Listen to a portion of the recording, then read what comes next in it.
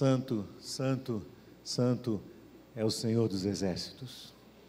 Toda a terra está cheia da sua glória. Esta igreja está cheia da glória do Senhor. Deus está aqui entre nós. Amém, irmãos? O texto que eu quero trazer ao seu coração nesta noite veio a mim ontem pela manhã. Como você deve saber, quando nós nos preparamos para trazer a mensagem à igreja, não o fazemos um dia antes. Eu havia trabalhado em cima de um outro texto e na sexta-feira à noite, bem de noite, eu disse a Cléo, algo está me incomodando, eu não encontrei, parece que o texto que eu gostaria de trazer à igreja não se encaixou, alguma coisa está fora do lugar e eu não imaginava o que era, e ela orou por mim. E no sábado pela manhã, quando eu me sentei novamente, Deus me conduziu a um outro texto das Escrituras Sagradas. E esse texto que eu quero ler agora, e aquilo que eu gostaria de trazer ao coração da igreja, tem muito a ver com o que aconteceu nesse dia, desde manhã, desde o primeiro texto lido aqui, logo pela manhã, o Salmo 139, e que Deus vem falando aos nossos corações. A terrível notícia que recebemos ainda no culto da manhã, de que o filho dos nossos queridos Anselmo e Andréia, um moço de 16 anos, foi brutalmente assassinado hoje pela manhã. E isso nos chocou profundamente, e nós saímos daqui depois do culto e fomos até a casa da família, e você já deve imaginar o que é uma mãe inconsolada, um pai desnorteado, uma família inteira perplexa diante de um mal tão terrível, de uma atrocidade como essa, e que fica suspenso no ar, fica no coração de cada um uma dúvida: por quê? O que é que acontece? No fundo, não há como compreender esta vida nossa aqui sem uma rendição absoluta à majestade, à plenitude e à soberania de Deus. Nós não somos capazes de entender a nossa vida. Nenhum ser humano é capaz de entender a sua própria história. Quando as pessoas dizem, conheça-te a ti mesmo, ninguém conhece a si mesmo, senão pela revelação do Deus Todo-Poderoso. Não existe nenhuma chance, nenhuma possibilidade. Assim como não é possível entender a soberania de Deus, sem que continuamente se viva ao lado de Deus, se conviva com Ele com intimidade. Os segredos do Senhor são para aqueles que o temem, aos quais Ele dará a conhecer o seu propósito, o seu plano. Nenhum de nós consegue por si só compreender e tocar a nossa própria existência, conduzir a nossa vida diante de circunstâncias como essas. Oramos pela família, estivemos ali, os pastores estão ao redor, tomando providências para que o sepultamento aconteça amanhã, às 10 horas da manhã, ali no Bosque da Paz.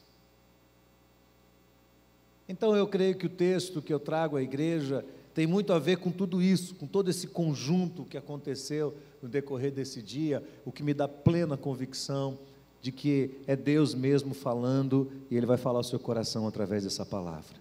Então abra sua Bíblia no livro de Jó, no capítulo 42. O livro de Jó, o capítulo 42. Este livro foi escrito provavelmente por Moisés, além do Pentateuco. Alguns advogam que Moisés escreveu este livro, e não se sabe muito sobre a história deste homem, mas o livro foi narrado certamente ao coração do seu escritor, e Deus o trouxe até nós, para que pudéssemos compreender, e por meio das Escrituras, elucidar melhor dentro da nossa mente ou receber uma revelação mais clara acerca da soberania e da majestade do Senhor. Jó, capítulo 42, de 1 a 6. Então respondeu Jó ao Senhor, dizendo: bem sei que tudo podes, e que nenhum dos teus planos pode ser frustrado ou impedido. Quem é este que, sem conhecimento, encobre o conselho? Por isso relatei o que não entendia, coisas que para mim eram inescrutáveis, e eu não entendia. Escuta-me, pois, e eu falarei, e eu te perguntarei, e tu me ensinarás.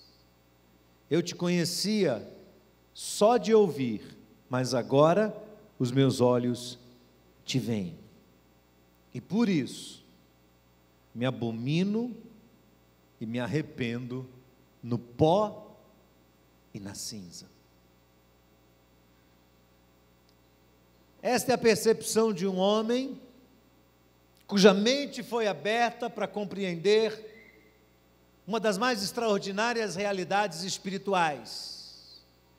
Nós vamos falar sobre as realidades espirituais durante este mês de março, realidades estas que fundamentam a nossa fé, por destacarem os atributos incomunicáveis de Deus. Atributos incomunicáveis são aquelas qualidades que Deus tem que nunca serão dadas a nós: onipresença, onipotência, onisciência, soberania, majestade, eternidade. São características de Deus e só de Deus.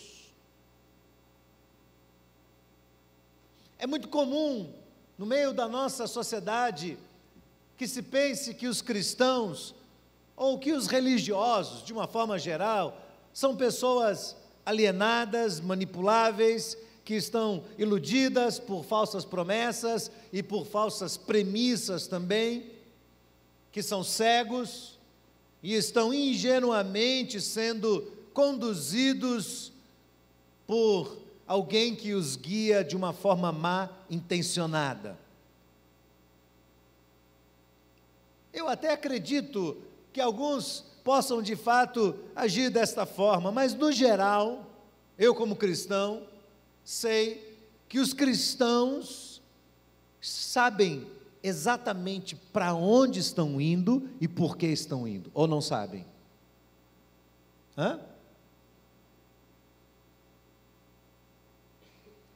Eu não creio que os cristãos sejam um bando de alienados, que de posse de uma fábula, de uma ilusão, de uma meia-verdade, estão indo para um destino desconhecido, sem qualquer tipo de questionamento e sem inteligência. Não, eu não creio nisso, absolutamente eu não creio. Nós temos um fundamento para a nossa fé, e este fundamento são as Escrituras Sagradas. Hoje pela manhã, pastor Lucas falou aqui sobre isso, sobre a autoridade das Escrituras e a revelação de Deus, e como nós devemos lidar com as circunstâncias que nos abordam no dia a dia, que atravessam o nosso caminho por meio do conhecimento das Escrituras, porque a Bíblia sustenta a nossa fé, e isso acontece primeiramente por meio da razão e da inteligência, e não necessariamente ou unicamente pelas emoções.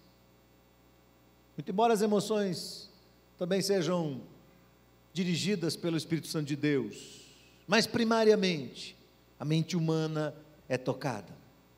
Ninguém se tornou um cristão porque foi manipulado, porque foi abduzido por entidades espirituais extraterrestres, e agora essa pessoa se tornou subserviente a esses seres imaginários que habitam as suas cabeças bitoladas. Não. Antes, a fé foi pouco a pouco sendo construída, passo a passo, com base na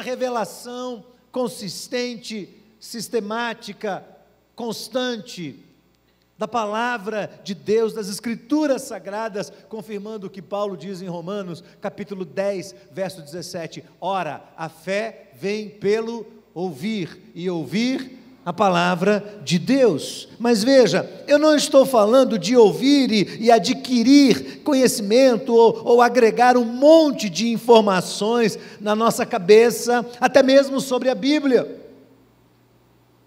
mas sim de crescer e desenvolver sabedoria, através de uma rendição absoluta à majestade de Cristo Jesus.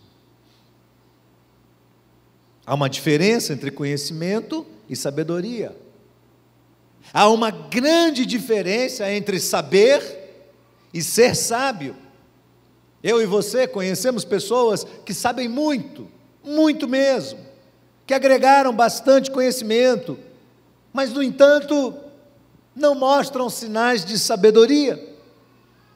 Conhecem vários assuntos, são especialistas em muitos desses assuntos, talvez tenham estudado demais, algumas vezes eles até mesmo tentam promover a sua própria identidade, ou divulgar a sua pessoa, a sua influência, por meio deste conhecimento adquirido.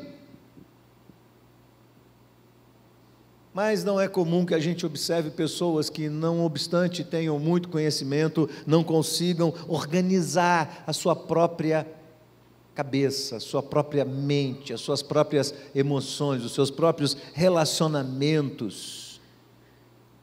Normalmente, o que nós encontramos são pessoas que não conseguem se relacionar com outras pessoas. Pessoas que não conseguem sequer manter as suas famílias e administrar as exigências de um relacionamento afetivo, ou de um lar, ou da vida amorosa.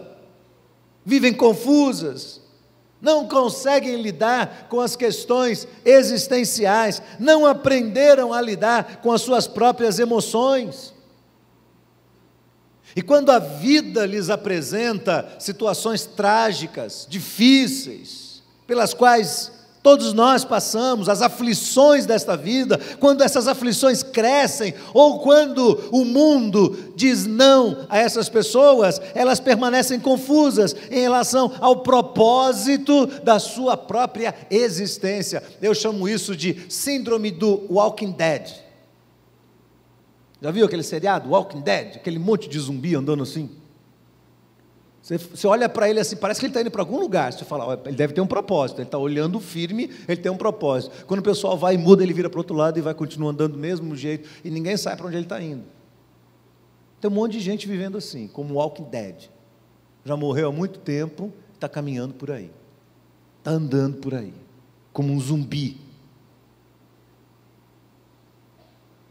São pessoas que às vezes estão absolutamente céticas em relação ao seu próprio futuro, perderam completamente a esperança e sequer conseguem manter o seu ciclo de amigos. Talvez alguns não tenham nenhum amigo de verdade, amigo mesmo, de verdade. Ao contrário, parece que a gente vê alguns deles mergulhando cada vez mais num mar de conflito e de solidão. E eu fico perguntando, que conhecimento é esse? Que inteligência é essa? Que vida é essa? O que choca a gente é pensar que, por mais que hajam pessoas inteligentes sobre a face da terra, o ser humano não consegue sequer dar direção para os problemas mais comuns da humanidade, como a fome, como a miséria, como as pestilências que dizimam milhares de pessoas, e com o caos político que existe ao redor de nós. E eu fico perguntando, que capacidade extraordinária é essa, que não resulta no bem comum da humanidade? Que capacidade absoluta é essa, inteligência é essa, que não reverte o estado de caos, de miséria, de fome, que não encontra uma saída para essa política suja, desmedida, nojenta, essa corrupção ao redor de nós, essa politicagem barata, essa desonestidade? Que inteligência é essa que não consegue conter a ganância assintosa pelo poder e depois do poder pelo dinheiro nas classes que predominam, chamadas de classes elevadas? Que inteligência é essa? Que não resolve nada disso.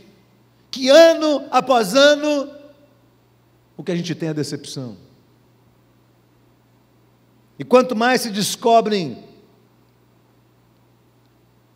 os remédios e as soluções para determinadas doenças, mais outras vão surgindo. Que inteligência é essa? Talvez haja inteligência, haja conhecimento, mas não haja sabedoria. A sabedoria, por outro lado, me parece ser diferente. É claro que a sabedoria contempla a inteligência, contempla o conhecimento e os adquire com diligência, mas a sabedoria transcende essas duas qualidades. A sabedoria admite humildemente a necessidade de continuar crescendo, de continuar aprendendo, porque nesse grande universo nós não somos absolutamente nada, nós somos pequenos seres temporais. Aliás, a sabedoria contempla até mesmo a possibilidade e a necessidade que nós temos de épocas em épocas da nossa vida, reavaliar algum conhecimento adquirido e reconhecer que esse conhecimento adquirido lá atrás talvez não seja autossuficiente como nós imaginamos, e aí teremos que ter coragem necessária para desconstruir alguma coisa que não tem que ficar de pé só por causa da nossa teimosia ou da tolice de queremos ser quem nós não somos. A sabedoria contempla a humildade de espírito, porquanto não há sobre a face da terra ninguém que seja arrogante e que despertou a admiração do grande Criador, o Senhor Deus majestoso. Quando a gente olha a história, seja a história bíblica, ou seja a história das civilizações, o que a gente percebe é que todas as vezes que seres humanos se levantaram de forma arrogante, como Nabucodonosor, num ou noutro momento, foram abatidos, passaram, morreram, deixaram a história. Por que isso?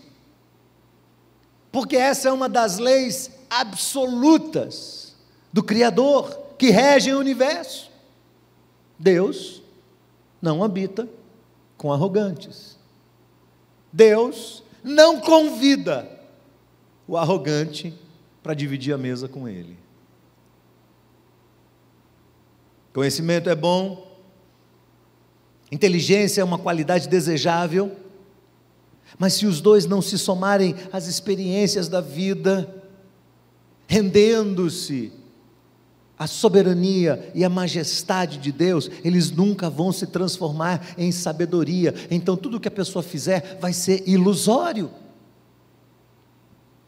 Nós cristãos temos por hábito ser treinados e exercitados pelas Escrituras, e qualquer um que tenha um pouco de bom senso sabe e vai entender isso, que não basta ler a Bíblia e conhecer fatos sobre ela. Paulo diz: a letra mata, mas o Espírito vivifica.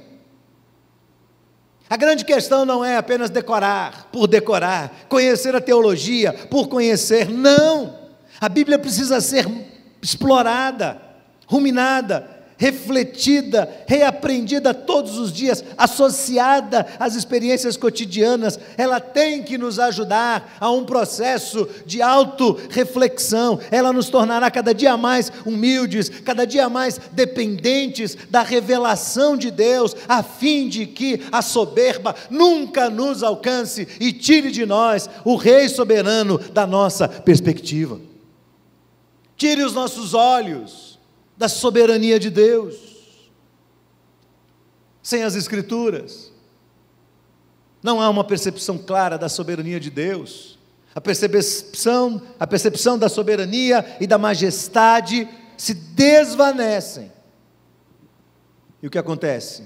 O ser humano fica confuso, instável, desequilibrado. Todos aqui sabem disso.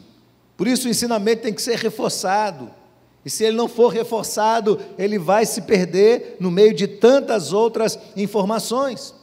Nesta série que estaremos pregando neste mês, nós vamos estar extraindo das Escrituras os ensinamentos sobre essas realidades espirituais, esse majestoso plano de Deus para o homem, a independência autossuficiente do homem que gerou a depravação do gênero humano por sua livre escolha, os seres espirituais da maldade, a batalha espiritual e suas implicações, a existência de Satanás como um ser e não como um objeto fictício, a realidade do inferno como um lugar e um estado e não como uma figura de linguagem, a salvação da alma humana, a realidade do céu e da eternidade, o que as Escrituras falam sobre isso, e as mais profundas e verdadeiras promessas feitas por Deus, as verdades espirituais que Deus nos deu, as promessas de Deus que são dadas para todos aqueles que param um pouco e aprendem a ouvir este Deus. Quem tem ouvidos para ouvir, ouça. É o que o tempo todo a palavra de Deus diz para cada um de nós. Se você tem ouvidos para ouvir, ouça. Se você tem ouvidos para ouvir, ouça. Estamos vivendo num momento crucial da história humana. Hoje de manhã o pastor Lucas falou sobre o grande crescimento das igrejas evangélicas, mas as igrejas podem estar crescendo. No entanto, a gente percebe que há pouco conhecimento. O conhecimento das Escrituras pode estar sendo abandonado, até mesmo por cristãos que estão trocando o conhecimento da verdade de Deus pelo humanismo, que estão negligenciando as verdades espirituais, substituindo-as por demandas da atualidade. E Satanás vai com isso retirando a semente da mente das pessoas e deixando-as confusas quando elas enfrentam situações complexas de embates, situações desastrosas que cercam todos nós. Esta é a razão pela qual existe esta crise existencial desmedida, sem precedentes históricos. As pessoas estão confusas em relação ao seu propósito de viver, experimentando o tempo todo um estado de descontentamento e de ambivalência, nunca visto antes na história. Eu lido com isso o tempo todo, eu vejo as pessoas confusas, eu vejo as pessoas descontentes, não há mais alegria no trabalho, não há mais alegria no casamento, não há mais alegria na igreja, não há alegria na cidade, as pessoas estão confusas, são verdadeiros zumbis andando por aí. Nada enche o coração, nada satisfaz a alma, as pessoas estão à busca de uma perfeição que não existe, e estão insistindo em correr atrás disso, e cada vez se afundando mais nesta crise existencial. Mas para que isso tudo não seja apenas um conceito frio e sem relação com a minha vida e com a sua vida, vamos dar uma olhadinha então na experiência deste homem chamado Jó. Como eu disse, não sabemos muita coisa sobre ele, a Bíblia limita-se a dizer que era um homem da terra de Uz, cujo nome era Jó. Mas a Bíblia o caracteriza e diz que este homem era íntegro, reto, temente a Deus e que se desviava do mal. Presta atenção, este homem era íntegro, reto, temente a Deus e se desviava do mal. Ele é um exemplo para nós. É um exemplo para os homens que estão sentados aqui agora. Um exemplo de pai, um exemplo de marido, um exemplo de cidadão, um homem direito, um homem que não fazia coisas erradas. Se você ler todo o capítulo 1 de Jó, você vai ver que Jó era um excelente provedor da sua casa, nada lhe faltava, Deus o fez bem-sucedido. Era um homem rico, de muitas posses, de muito gado, de muitas terras, de muitas fazendas, de muitos empregados. Provavelmente vivia numa casa muito grande, confortável, com muitas pessoas ao seu redor servindo. Mas o texto diz também que ele era um sacerdote do seu lar. Ele se preocupava com a vida dos seus filhos e com a relação estreita entre os seus filhos e o Deus Todo-Poderoso. Ele estava ali naquele intermédio dos dois, procurando interceder ao Senhor para os seus filhos. E quando os seus filhos saíam, iam fazer as suas festas, iam para o seu divertimento, Jó postava-se em oração, clamava a Deus por eles. E depois, quando eles retornavam para casa, Jó ia à presença de Deus oferecer sacrifícios ao Senhor, se porventura tivessem os seus filhos pecado contra o nome de Deus. Um sacerdote do seu lar, alguém que se preocupava com a vida espiritual de toda a sua família. O que encontramos neste homem são sinais de piedade, de profunda submissão a Deus, de uma vida consagrada e de uma vida de adoração. Olha, se nós podemos usar o exemplo de alguém que é piedoso, que é submisso a Deus, que é obediente, que é temente, este alguém é Jó. Este alguém é Jó. No entanto, o restante da leitura nos revela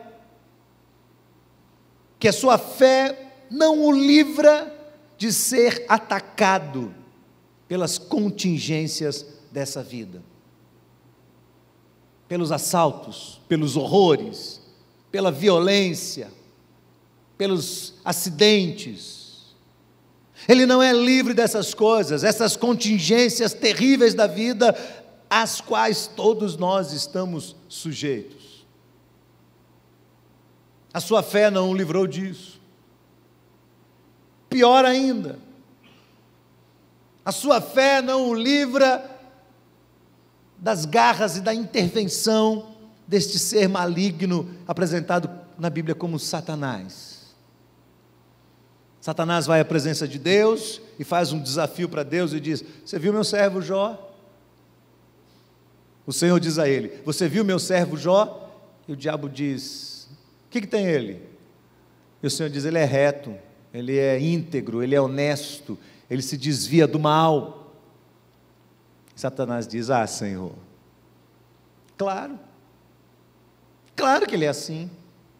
O Senhor deu tudo para ele, deu casa, deu riqueza, deu família, deu filhos, deu mulher, ele tem tudo, ele tem tudo. Qualquer pessoa que tem tudo pode adorar o Senhor. Qualquer pessoa que não enfrenta nenhuma luta, nenhum problema, nenhuma dificuldade, nenhum desconforto, pode adorar o Senhor. Agora estenda a mão sobre ele, toca nele e tira o que ele tem. E aí o Senhor vai conhecer quem ele é, porque ele vai se levantar contra o Senhor, e ele vai blasfemar contra o Senhor, ele vai falar mal do Senhor, ele vai desconfiar do Senhor, e ele vai rejeitar o teu nome. E Deus diz: ele não vai fazer isso. Ah, ele vai sim. E o Senhor diz: então tá bom, então faz assim, pode ir lá e toca na vida dele.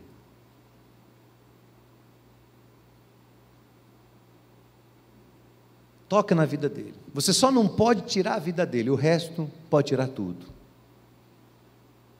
E Satanás sai da presença de Deus feliz, sorridente, e desce, pousa vertiginosamente sobre Jó. No momento Jó tem tudo. Num outro momento Jó não tem nada. Deus concede aquele atestado de permissão ao maligno para tocá-lo, para testá-lo e para tentar fazer com que ele blasfeme contra o Criador. Então Jó começa perdendo todos os seus bens e todas as suas conquistas. Olha, nós somos mais apegados ao que nós temos do que imaginamos. Todo dia as pessoas estão morrendo porque elas seguram a chave de um carro, porque elas seguram um celular na mão, e elas dizem: não vai levar. E o ladrão diz: vai sim. Pô, vou sim. Jó perde tudo que ele tem, ele começa a perder. Pior, se é muito duro enterrar um filho, imagina o que é enterrar 10 filhos num só dia. Tem uma tia minha que enterrou 4 filhos, teve 4 filhos e enterrou os 4. Sofreu muito, cada um de uma vez, com diferença assim de 4, 5 anos de um para o outro. Um de acidente, 3 do coração, já adultos. Fico imaginando o sofrimento deste homem, o sofrimento da esposa deste homem, o desespero deles. Jó olha e começa a ver o seu casamento ameaçado pelo desconsolo, pelo desespero da sua esposa diante de uma situação tão caótica, tão triste. Ela olha para ele e diz: você ainda conserva a sua integridade? Amaldiçoa esse Deus e morra. É o conselho da esposa em desespero para ele. Antes de você julgá-la, se coloque no lugar dela. Mas a coisa não para por aí. Jó ainda perde a sua saúde, é acometido por uma espécie de lepra, por umas feridas enormes na sua pele, umas erupções na sua pele terríveis, e aquilo coça muito, e é purulento, e ele fica do lado de fora, sentado no chão, e pega um pedaço de um caco de telha, e ele começa a se coçar com aquilo, e de repente aquele homem que tinha tudo organizado ao redor de si, se transforma repentinamente naquele ser asqueroso, indesejável e solitário. Perde a sua saúde, perde a sua família. Meu Deus, o que aconteceu? Não há mais os banquetes em casa, no final de semana, não há mais o calor das reuniões familiares, não há mais o barulho dos filhos, adolescentes e jovens entrando e saindo, cantando e derrubando as coisas pelo meio do caminho, não há mais uma casa limpa, organizada, confortável, não há mais uma esposa cheirosa do lado para abraçar, não há mais um corpo físico saudável, não há mais um sono reparador depois de um dia de trabalho, não há mais aquela sensação gostosa de realização profissional, de ver as coisas funcionando, de ver os empregados indo e vindo, organizando tudo, de uma vida confortável, de uma vida equilibrada. De repente, Jó vira um ser miserável jogado no chão. O que seria isso tudo? Castigo? Um karma? Seria resultado do engano das crenças de Jó? Não, nada disso. Este livro, esta história, nos ensina com muita propriedade sobre a majestade e a soberania de Deus, como elementos primordiais e essenciais do seu plano geral para toda essa humanidade que inclui eu e você. Por isso eu vou repetir o que eu disse logo no início dessa mensagem, e agora você vai entender melhor. Não existe como compreender esta vida aqui, fora da perspectiva, fora da compreensão da soberania e da majestade de Deus. E você não pode entender a soberania divina sem que você aprenda a viver todos os dias com este Deus. Aprenda a viver com Ele de uma forma íntima e profunda. Jó então está ali jogado, passa ali um bom período, sozinho, deprimido, tentando processar aquilo tudo. Recebe ali a visita de 3 amigos, que vêm e tentam desvendar o mistério ao redor dele, e esses amigos tentam encontrar uma explicação lógica para todo o sofrimento dele, e Jó está perguntando por quê, e algum deles diz: é algum pecado que você escondeu, é alguma coisa errada que você fez, é alguma coisa que está fora do lugar na sua vida, você está pagando alguma coisa que você fez, alguma semente que você plantou no passado, há alguma questão ainda não resolvida na sua vida. Quem sabe reencarnação é verdade, e na vida passada passada você fez coisas más e agora você está pagando isso. São as explicações humanas. A ausência de fé. Você não tem fé suficiente. E os amigos ficam ali o tempo todo, tentando desvendar esse mistério e descobrir o que está acontecendo, qual deles está certo, qual desses conceitos é verdadeiro. Nenhum deles. Antes, Deus conhece o coração de Jó em profundidade. E Jó também é um homem que conhece o coração de Deus. Então Jó pode parecer estar sozinho, mas ele não está sozinho. Deus está ao lado dele, e porque Deus está ao lado dele, Deus o leva sutilmente a perceber algumas coisas que ele ainda não tinha enxergado. Coisas que lá atrás ele falou: eu já tenho experiência, eu já sei, eu já aprendi. E agora, no meio dessa circunstância, ele tem que dizer: não, eu ainda não aprendi todas as coisas. Existem novas lições a serem aprendidas aqui. Existe um trabalho de Deus ainda no meu coração. Existe alguma coisa ainda a ser feita dentro de mim. E mais, Jó era um homem bom. E por ser um homem bom e reto, e que se desviava do mal, por ser ele um exemplo de vida, um homem correto, é muito provável que Jó estava sendo tentado dentro da alma dele a confiar na sua justiça própria, a confiar em si mesmo, a conservar aquela mentalidade meritória. Sabe como é? Aquela suposição de que de alguma forma Deus tinha que abençoá-lo porque ele merecia. Afinal de contas ele era temente, afinal de contas ele era reto. Enfim, todas essas suposições estão ali cercando a mente dele e se desenvolvem aí desde o capítulo 3 até o capítulo 37. Mas no capítulo 38 Deus entra na história, visivelmente. Deus estava nela, mas ele aparece aqui no capítulo 38. Eu queria que você acompanhasse comigo esse capítulo extraordinário do livro de Jó, o capítulo 38. Deus vem e começa a responder à inquietação do coração de Jó.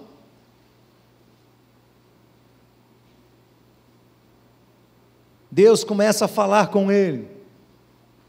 Depois disso, o Senhor respondeu a Jó de um redemoinho, dizendo: quem é este que escurece o conselho com palavras sem conhecimento? Agora cinge os teus lombos, como homem, e perguntar-te-ei, e tu me ensinarás. Aí presta atenção, porque daqui para frente, Deus vai mostrar, com toda a autoridade de Deus, uma ironia no formato de comunicação com Jó. Presta atenção, como é que Deus fala com ele? Verso 4: onde estavas tu, quando eu fundava a terra? Faz-me saber se tens inteligência. Quem pôs as medidas, se é que o sabes? Quem estendeu sobre elas o cordal, o medidor? Sobre que estão fundadas as suas bases? Quem é que pode responder isso? Os astrônomos? Os cientistas? Quem pode responder?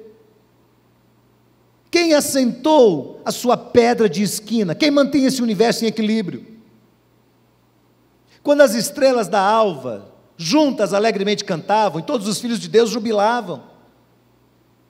Quem encerrou o mar com portas quando este rompeu e saiu da madre? Quem pôs limites no mar? Quando eu pus as nuvens por sua vestidura e a escuridão por sua faixa? Quando eu lhe tracei limites e lhe pus portas e ferrolhos, e disse, olha o que Deus disse ao mar: até aqui virás e não mais adiante, e aqui se parará o orgulho das tuas ondas. Se você quiser entender isso, vá visitar o Havaí, o lugar que os surfistas tanto gostam.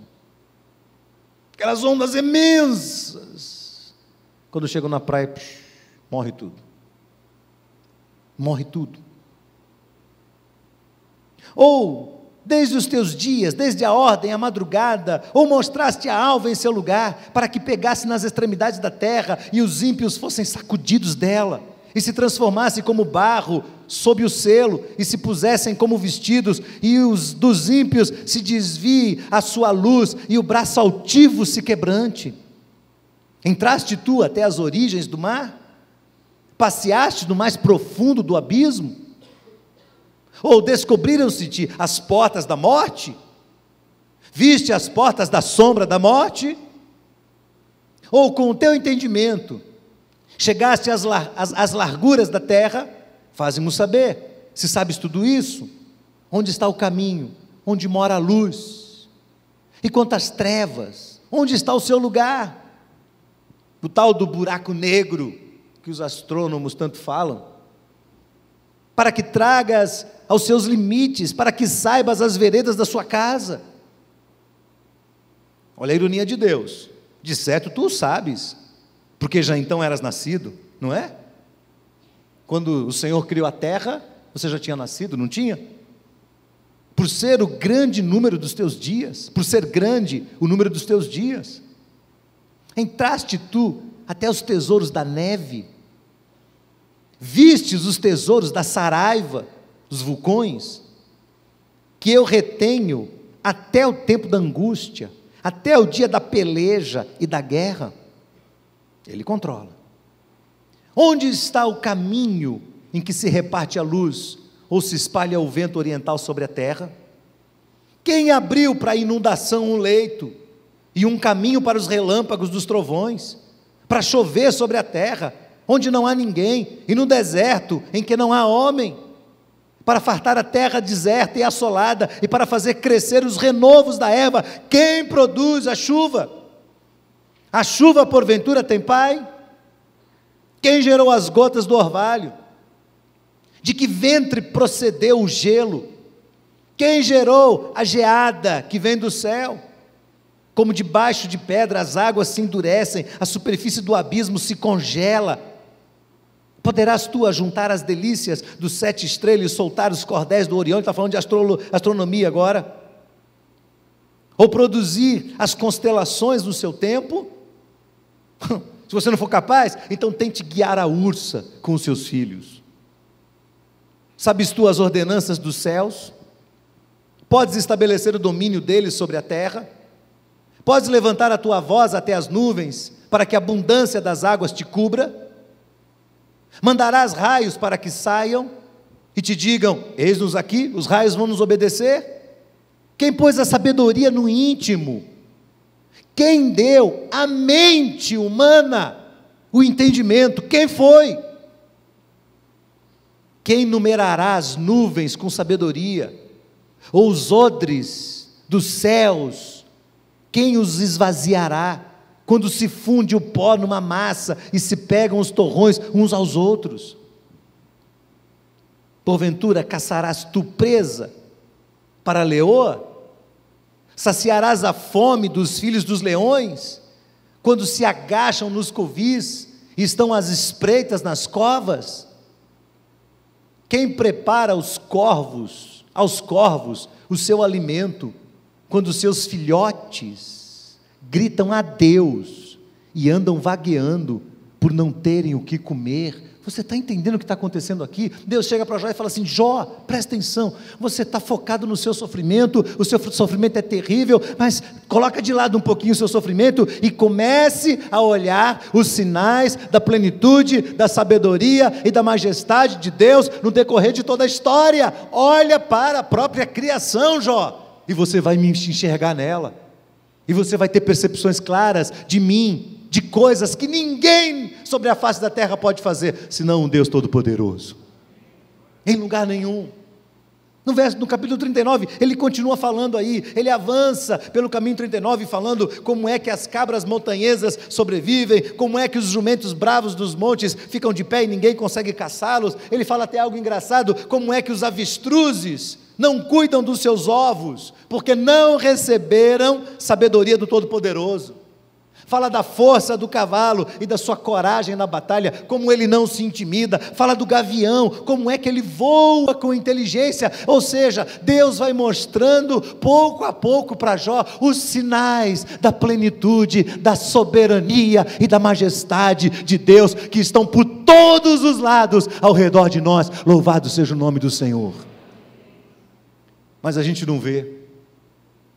A gente vive no meio de uma cidade premiada de problemas, de agenda, a gente não vai para a beira do mar, a gente não para, não olha para o céu, para a lua, para as estrelas, para as árvores crescendo, para os pássaros. Nós nos olhamos essas coisas e nos esquecemos do salmo que diz: os céus revelam a glória de Deus e o firmamento anuncia as obras das suas mãos. E Paulo diz lá no primeiro capítulo de Romanos que a revelação de Deus vem inicialmente por meio dessa natureza fantástica.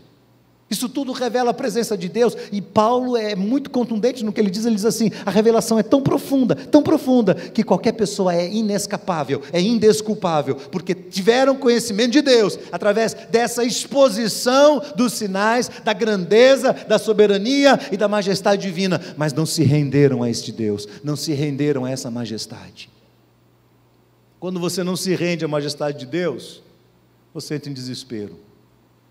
Quando as coisas acontecem, você quer tirar sua própria vida, você fica apavorado, fica ansioso, precisa tomar remédio, não consegue dormir, não consegue relaxar, não consegue descansar, morde as pontas dos dedos, de tamanho desespero, porque você não aprendeu a enxergar os sinais da soberania de Deus.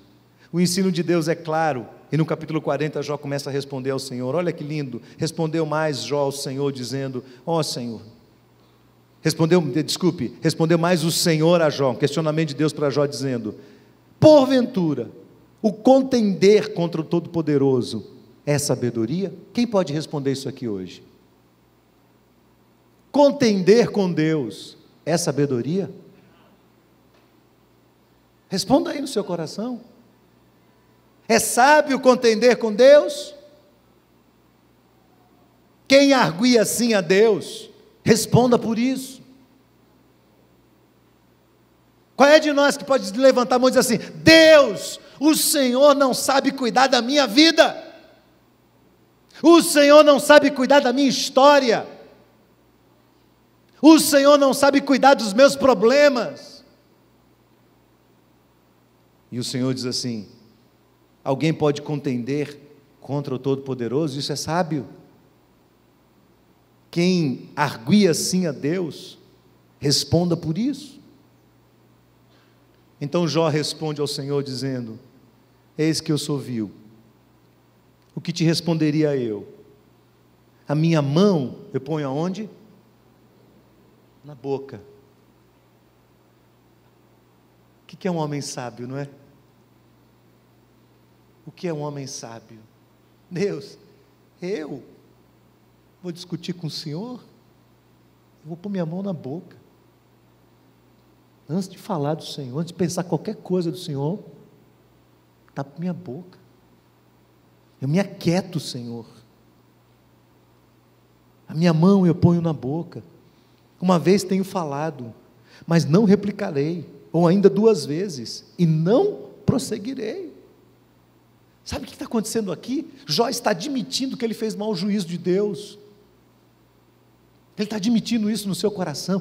Não se engane, é a tendência do meu coração e do seu coração, quando nós enfrentamos as situações duras dessa vida, é colocar Deus em xeque. É a primeira coisa que a gente faz.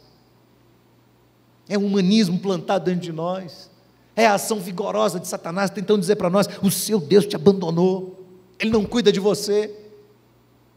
Então começa a vir aquela dúvida no coração, e o Senhor prossegue. Olha que lindo, verso 6, capítulo 40. Então o Senhor responde a Jó de um redemoinho, dizendo: cinge agora os teus lombos como homem, e eu te perguntarei, e tu me explicarás. Porventura também tornarás tu vão o meu juízo? Ou tu me condenarás para te justificares? Tens braço como Deus? Podes trovejar com a voz como Ele o faz? Orna-te de excelência e de alteza? Veste-te de majestade e de glória? Você consegue derramar os furores da tua ira? E atenta para todo soberbo e consegue abatê-los? olha para todo soberbo, humilha-o, atropela os ímpios no seu lugar, esconde-os juntamente no pó, ata-lhes os rostos em oculto. Aí o Senhor diz assim: então, também eu a ti confessarei, que se você for capaz de fazer todas essas coisas, a tua mão direita poderá te salvar. Olha o raciocínio de Deus. Você é capaz de fazer essas coisas todas? Então, se você é capaz, a sua mão é capaz de te salvar. Qual é a mão humana que pode salvar um homem? Qual é a mão de um cientista que conhece tudo sobre este mundo, que é capaz de salvá-lo? Qual? Deus está abatendo a arrogância do coração e dizendo: você não pode ser como Deus, você não pode ser como Deus. Veja as lições que eu aprendo desse texto. Primeiro, que o ser humano é humano. Vamos dizer isso? O ser humano é humano. Não somos deuses, não somos soberanos, não somos poderosos. Por mais conhecimento que você tenha, você não sabe nada da vida.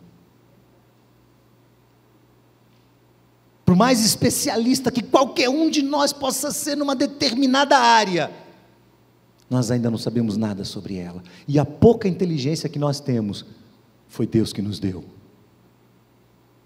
Como pode uma pessoa, de posse de uma inteligência que lhe foi dada de Deus, voltar-se contra esse Deus e dizer: esse Deus não existe?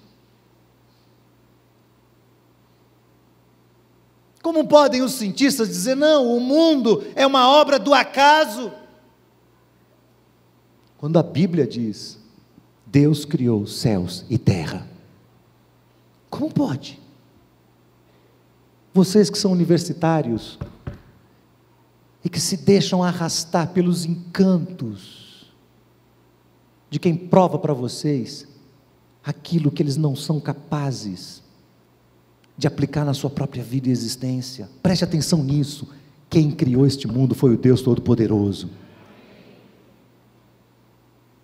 Você não acha que é muita arrogância uma pessoa dizer: não, não foi? Claro que não. Não foi Deus.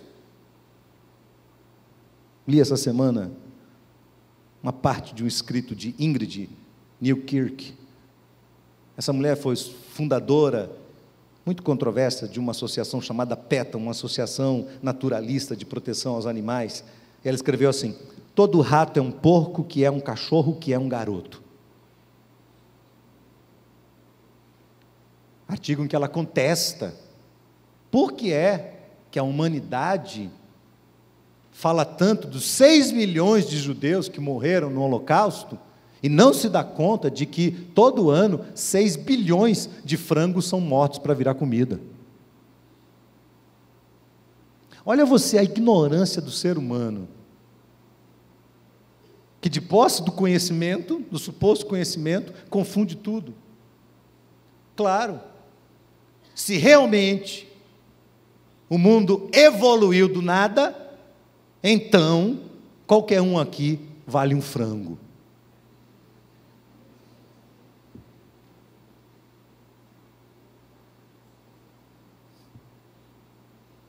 Espero que seja um frango de raça. Pelo menos.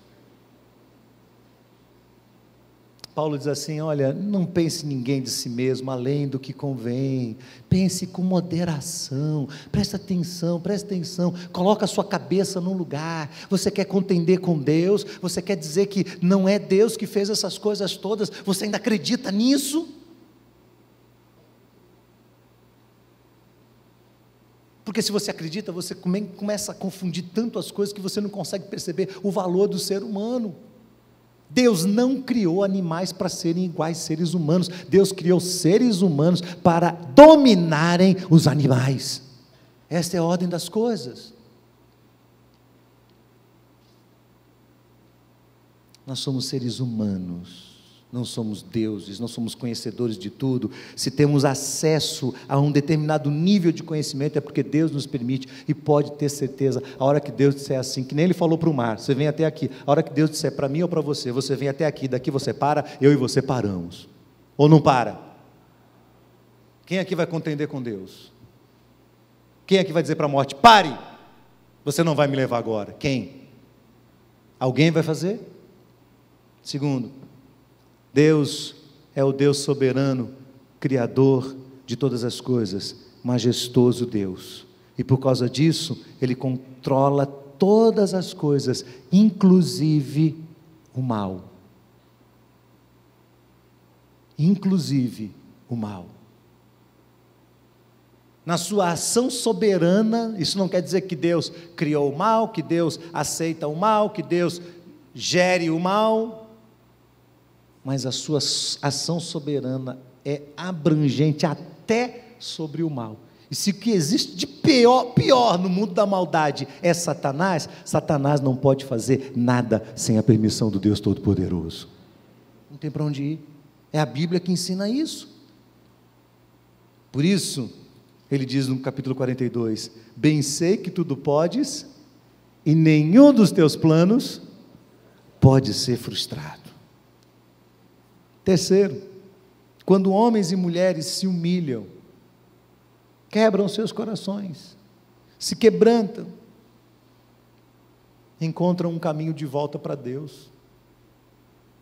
Porque depois do que Deus fala, olha a atitude de Jó, verso 6, do capítulo 42. Por isso eu faço o quê? Me abomino, me arrependo, no pó e na cinza, e com a mão na boca.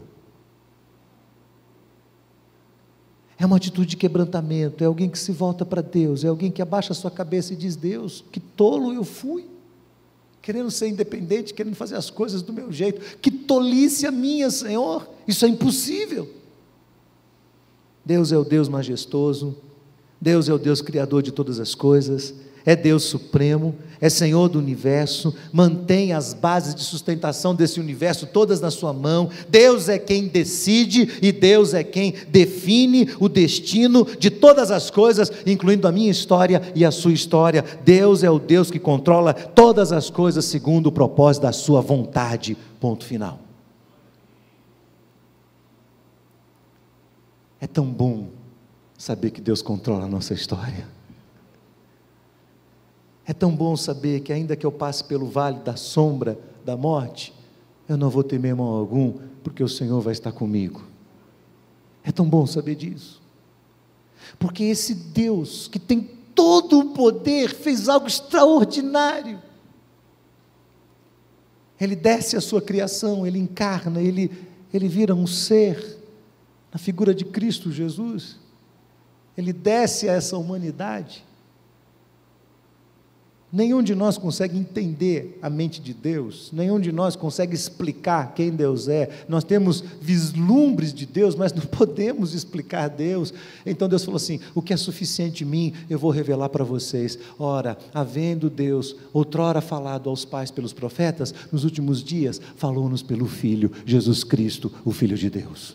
Aí Ele vem a este mundo, o próprio Deus encarnado, e vem habitar entre nós, cheio de graça, e de verdade, e cheio da glória de Deus, esvazia-se do céu, desce a este mundo, se faz como um de nós, revela o reino de Deus a toda criatura.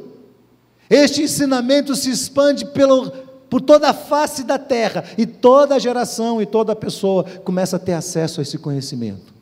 O Deus unigênito veio a este mundo para justificar seres humanos pequeninos, mas que foram feitos à imagem e semelhança de Deus. Para que Ele fez isso? Para completar o maravilhoso plano de Deus. E qual é o grande plano de Deus? É o nosso bem, é a nossa redenção, é para que a gente aprenda que nós não fomos criados para habitar a terra, nós fomos criados para habitar o céu, a glória celestial. Nós fomos criados como seres eternos para vivermos para sempre, por toda a eternidade, adorando o Deus majestoso.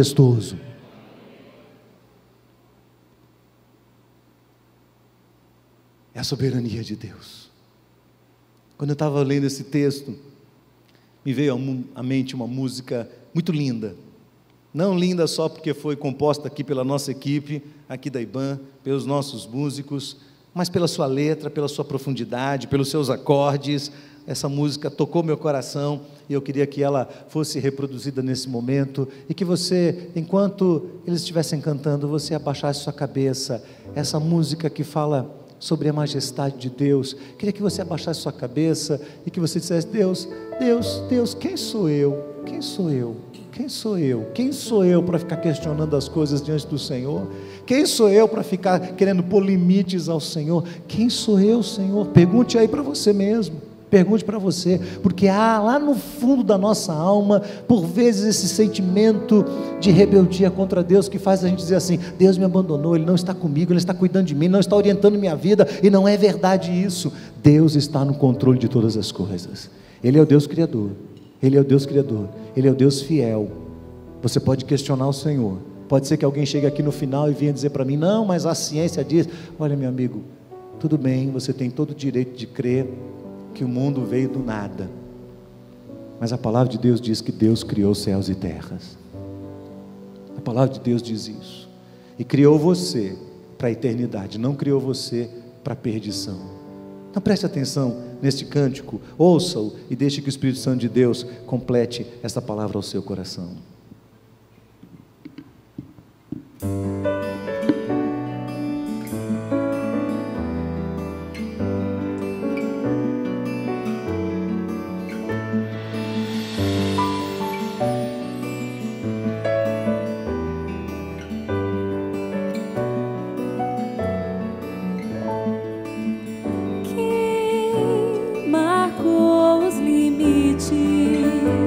Da terra e tudo que há, quem ordena a manhã, alvorada em seu lugar, livrou da morte minha alma, da queda os meus pés, do pranto os meus olhos.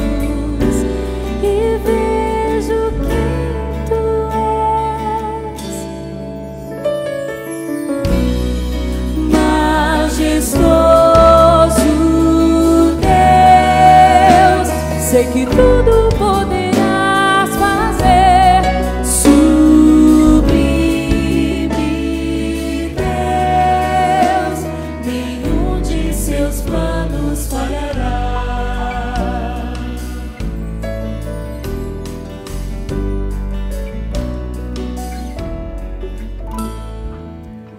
Quem marcou os limites da ordena amanhã, alvorada em seu lugar, livrou da morte minha alma, da queda os meus pés, do pranto os meus olhos, e vejo quem tu és. Majestoso Deus, sei que tudo poderás fazer, sublime Deus, nenhum de seus planos falhará. Majestoso Deus, sei que tudo poderás fazer,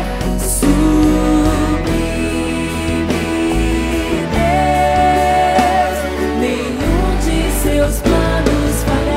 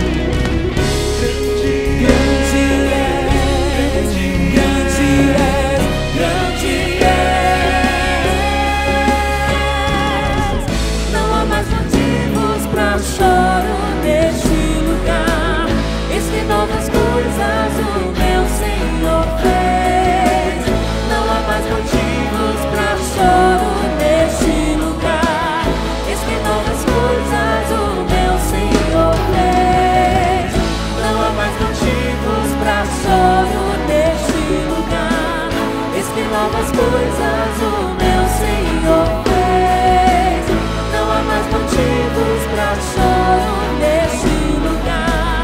Eis que novas coisas o meu Senhor fez. Eu fico pensando que se Deus é criador, Deus majestoso é criador de todas as coisas, é soberano, então minha vida está em segurança e a sua também. E se eu estiver enfrentando lutas e provas, e se você estiver enfrentando e essa luta e essa prova ainda não passou, não é porque Deus se esqueceu de você, é porque Ele não completou a obra dele ainda.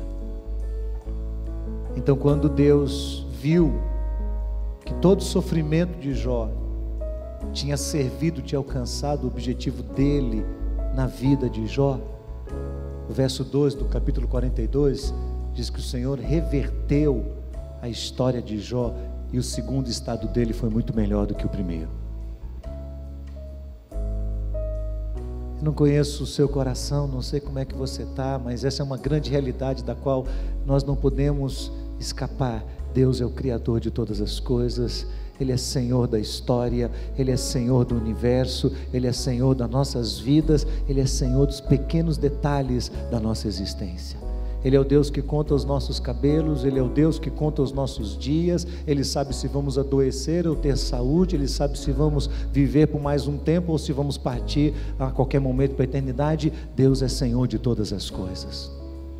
E é um grande risco confiar em Deus. Como uma pessoa pode ser arrogante com Deus? Como uma pessoa pode levantar o braço para o céu e dizer: eu não acredito no Senhor? Como uma pessoa pode agir de forma tão arrogante diante de um Deus que se inclinou para a humanidade, sendo dono de tudo? Ele não precisava ter me criado e nem ter criado você, Ele podia simplesmente passar em branco, mas Ele nos trouxe para que eu e você pudéssemos ser uma expressão da glória desse grande Deus. Quando nós desconfiamos de Deus, nós desonramos a Deus. Quando Deus prolonga o sofrimento da nossa vida, Ele está trabalhando o nosso coração, o nosso caráter. E enquanto nós não somos aprovados, nós não avançamos. Como pode alguém estar aqui hoje e pensar assim: eu sei disso, é uma verdade, eu já ouvi o testemunho de Jesus, mas eu ainda não vou aceitá-lo. Como não? Como pode uma pessoa viver todos os dias da sua vida distante desse majestoso Deus? Que lógica há nisso? Que inteligência há nisso? Porque trocamos o prazer da eternidade e da vida vivida aos pés do Senhor, porque trocamos isso por pecados fugazes. Por quê? Humilhe-se diante de Deus. Humilhe-se diante de Deus. Abaixe sua cabeça, feche seus olhos, levante sua mão para o céu. Diga: Deus, tem misericórdia de mim, Senhor. Tem misericórdia de mim. Se você quiser ficar de joelho, se você quiser ficar de pé, como você quiser ficar nesse momento, fique, mas debruce-se diante do Deus Todo-Poderoso e diga: eu creio na Tua majestade, eu creio na Tua soberania, eu creio que o Senhor é Deus sobre todas as coisas. Não importa o que esteja acontecendo hoje na minha vida, o Senhor tem o controle da minha vida nas Tuas mãos, o Senhor tem o controle da história nas Tuas mãos. Diga isso para Deus. Diga a Deus: eu confio que o Senhor é o gestor deste mundo, são os Teus braços a base de sustentação do universo. Se o Senhor tirar a Tua mão, isso tudo cai. Diga isso para Deus. Humilhe-se diante do Senhor. E se você não tem vivido em santidade diante desse Deus, diga para Ele: Senhor, eu não posso admitir viver minha vida divorciado do Senhor. Eu não posso admitir viver nesse mundo tendo minhas próprias alegrias e a minha própria história e divergindo da Tua verdade quando ela me orienta de maneira tão clara, tão explícita. O que mais queremos? O que mais precisamos? Eu queria que os pastores viessem aqui à frente, os líderes que estivessem aqui, E eu vou encerrar esse culto de uma forma diferente hoje. Eu não vou chamar as pessoas aqui à frente para orar por elas. Nós não vamos cantar mais nenhuma música. Eu vou fazer uma oração e depois disso você vai ficar com sua cabeça baixa, com seus olhos fechados. E você vai ter um momento de oração silenciosa. E se você que está aqui, você entendeu que Deus falou com você, Ele está te dando uma oportunidade hoje, de voltar-se para Ele. De voltar para Ele. Você vai vir aqui à frente e você vai pedir que um desses líderes, um desses pastores aqui ore por você. Você vai dizer: eu quero, ore por mim nessa noite, em nome de Jesus. Bendito seja o teu nome, Senhor, pela tua soberania, o teu grande poder inigualável. Tu és Deus sobre todas as coisas, tu és Senhor. Ó Deus, quem somos nós para estarmos na tua presença? Mas que bom é saber, Senhor, que Jesus Cristo abriu diante de nós um novo e vivo caminho que conduz ao Senhor. Que bom saber, Senhor, que nós não estamos sozinhos neste mundo, que este mundo não está vagando com uma nave solitária no meio de uma galáxia, no meio de tantas outras existências, nada disso aleatoriamente, não. Há um Deus sobre todas essas coisas, há um Deus fiel que controla tudo, que controla o sol, a lua, as estrelas, o mar e tudo que nele há, a terra, este universo, esta galáxia, tudo isso é controlado pelo Senhor, e nós nos rendemos ao Senhor hoje à noite, dizendo: obrigado, Senhor, porque assim como o Senhor cuida de todas as coisas, o Senhor cuida da nossa vida, da nossa história também, Senhor. Nenhum dos nossos dias passa em branco diante do Senhor, nada do que fazemos escapa do Senhor, nós não podemos fugir do Senhor, não podemos fugir do Teu Espírito, não há onde possamos nos esconder do Senhor. O Senhor é soberano sobre a nossa existência. Louvado seja o Teu nome, Senhor, e nós Te agradecemos por isso e pedimos ao Senhor que nós possamos ser mais humildes diante do Senhor, que o nosso coração seja mais quebrado diante do Senhor. Senhor, quebra o nosso coração em nome de Jesus, quebra, porque às vezes nós julgamos tão bonzinhos, tão bons, e a gente não percebe que às vezes o Senhor precisa agir duro com a gente, para que a gente se humilhe diante do Senhor, e a gente reconheça que o Senhor é soberano e majestoso. Bendito seja o Teu nome, Senhor. Abençoa todos que estão aqui nesta noite, todos. Se há alguém que precisa ser mais encorajado ainda, que o Teu Espírito pegue pela mão e traga a Tua presença hoje, Senhor. Faz isso, Senhor. Nós Te adoramos em nome de Jesus. Amém. Não tem um tempo de oração silenciosa. Você vai só orar e colocar sua vida, ou chorar diante de Deus e colocar o seu coração diante do Senhor. E se houver alguém aqui que quer entregar seu coração a Cristo, vem aqui à frente e procura uma dessas pessoas aqui para que nós possamos orar por você. Deus abençoe a todos, em nome de Jesus.